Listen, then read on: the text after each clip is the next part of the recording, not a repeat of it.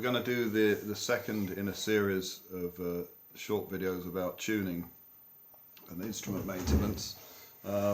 Today we're going to look at how to properly set an instrument up so that the intonation is right. Now we all know, we've all had the experience, those of us that play banjo or possibly another instrument with a floating bridge, like a tailpiece type guitar or even mandolin.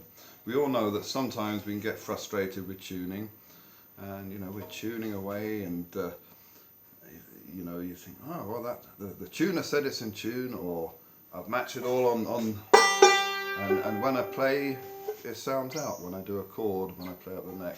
There's a very good reason for that. It might very well be that the intonation of your instrument is not quite right. Now, there's not really much you can do about it if it's something like a guitar with a fixed bridge or not. There are things can be done, but you'd probably be best researching that or taking it to a luthier, see what they can do. But things with floating bridges, i.e. they're not glued down like the banjo, it's a very easy problem to solve to some degree, depending on the state of the instrument. Now, the reason for the intonation going out is, if you look at it, it's pure mechanics, pure physics. If the bridge is too far forward that way, it's going to shorten the length of the string and lengthen it that way, so that it's going to the instrument is made on a logarithmic scale. So if you have a shorter scale length, you're going to have a smaller hand size. You could do that on a non-fretted instrument. Fretted, it's got to be exactly where the frets are. That makes sense, logarithmic, so they're smaller up here, longer down there. Let's show you how to do this. It's quite simple. I'm going to get something to raise the banjo up a bit. Right, so first off I'm going to deliberately shift the bridge so that it's in the wrong place. So I'm going to tune it to G as well.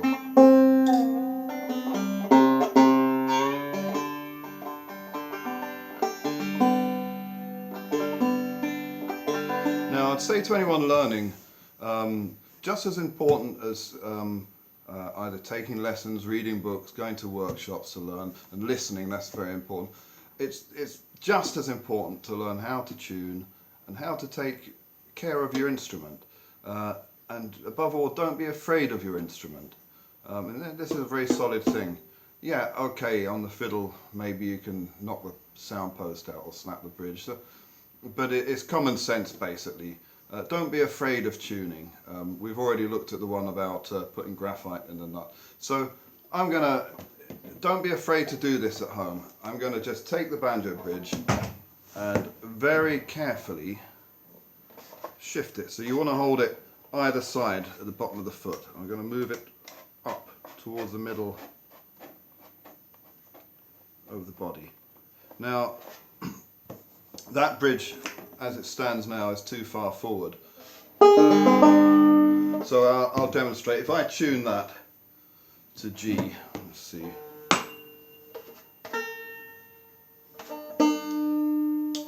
So it's already made it sharp.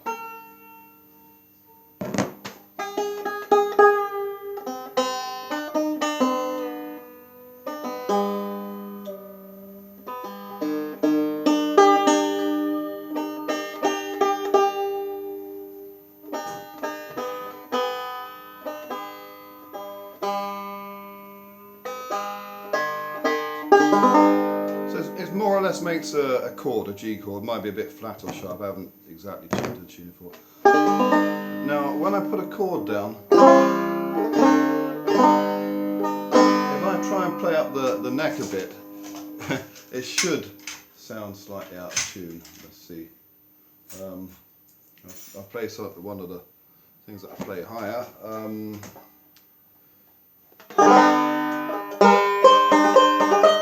You hear that? How that's now gone out of tune?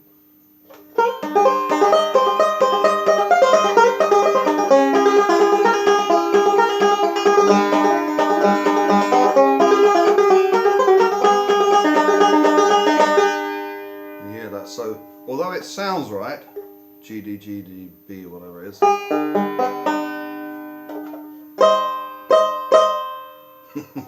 So that's not because the thing is out of tune, it's because the intonation is wrong and the bridge is in the wrong place. So that you get an idea. Now, very simple to adjust that. What we do, I mean, we already know, because I've moved it there, that the bridge is too far forward. But if we didn't know that, we could soon find out. Now, the way we do this, we go to the 12th fret up here, and we fret the note and play it. So I'm going to play the first string. Then I'm going to play the harmonic. If you don't know what a harmonic is, how to play a harmonic, I would look it up, but basically we're just touching the string. So I'm going to play the note,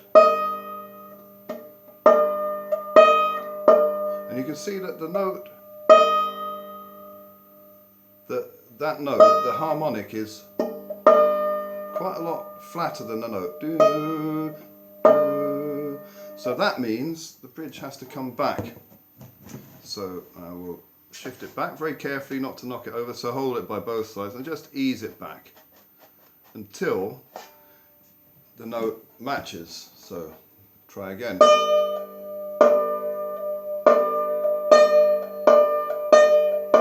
To me that still sounds sharp, so I'm going to move it back further.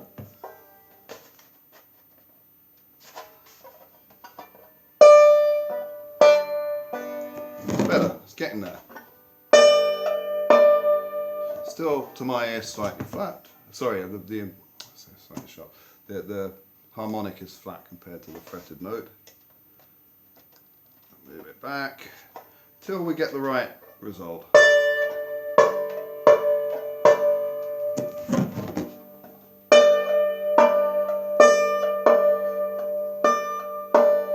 It's still flat.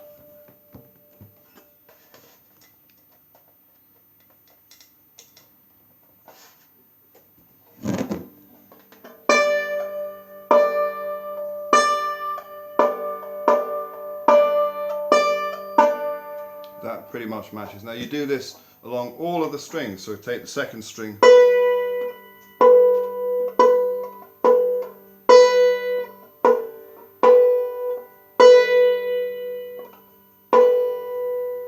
pretty much the same.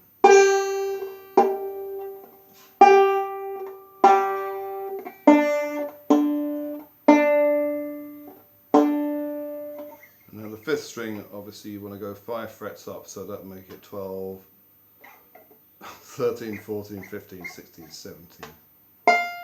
Oh, crikey.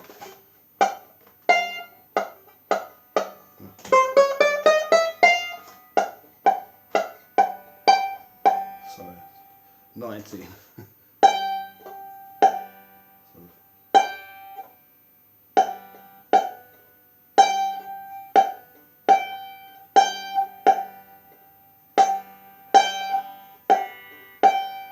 Now that fifth string, you might not be able to hear it on there, but the harmonic is slightly flat on the fifth string.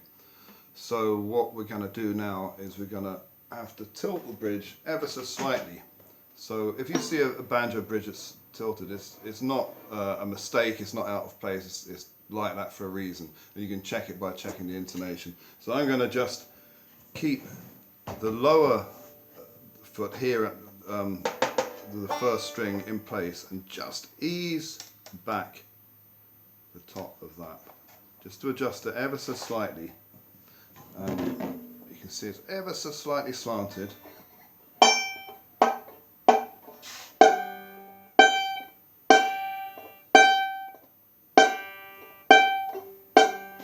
that sounds like I moved it a little too much, so I'll move it back a little bit. Just, we're talking fractions of millimeters here already.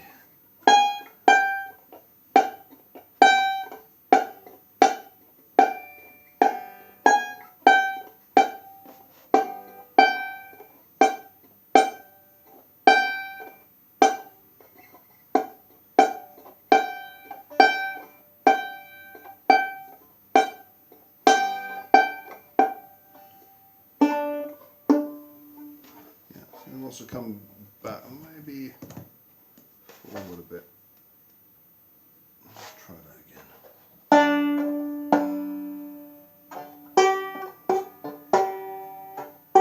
again. Now you might find that you have the intonation right on this side and this side, and then the middle strings it's slightly off.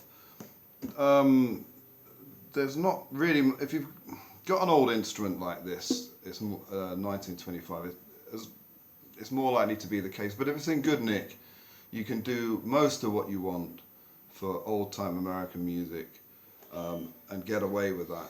We don't do that much stuff up the neck. If you're playing very precise technical bluegrass, jazzgrass, newgrass, you probably would want something as accurate as possible. All those fancy type musics, you want optimal setup on all the instruments. But you know, how many of us can do that? Not many. In that case, you can get compensated bridges. So some of them are kind of in a curve shape like that. So you know, again, you could purchase one cheaply at somewhere like Eagle Music or anywhere.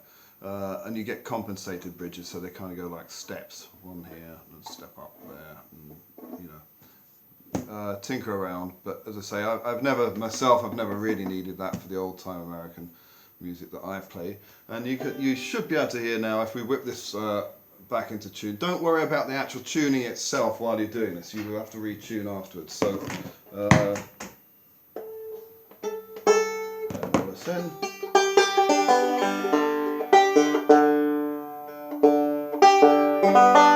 And you'll find that it will be a lot better than when I played this tune before. So.